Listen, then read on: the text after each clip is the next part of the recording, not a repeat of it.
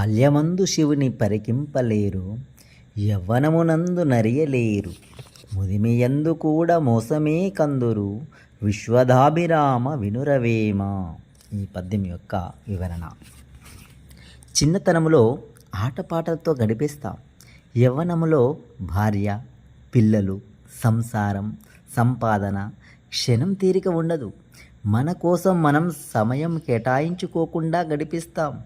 ఇదే సత్యం, ఇదే శాశ్వతం అన్న భ్రమలో ఉంటూ, సత్యం తెలుసుకోవాలన్న ఆలోచన కూడా లేకుండా సుఖ సంతోషాల కోసం వెంపర్లాడుతూ ముసలితనములోకి అడుగుపెట్టి అప్పుడు కూడా గతాన్ని తలుచుకుంటూ తప్పప్పులు బేరీజు వేసుకుంటూ శరీరం సహకరించక చావు కోసం ఎదురు చూస్తూ మోసపోతాం.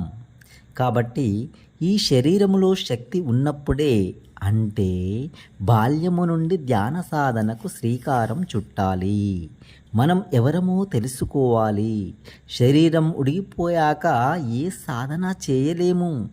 దీపం ఉండగానే ఇల్లు చక్కబెట్టుకోవాలి అని మన పెద్దలు చెప్పిన సామెతకు అదే అంతరార్థం. Thank you.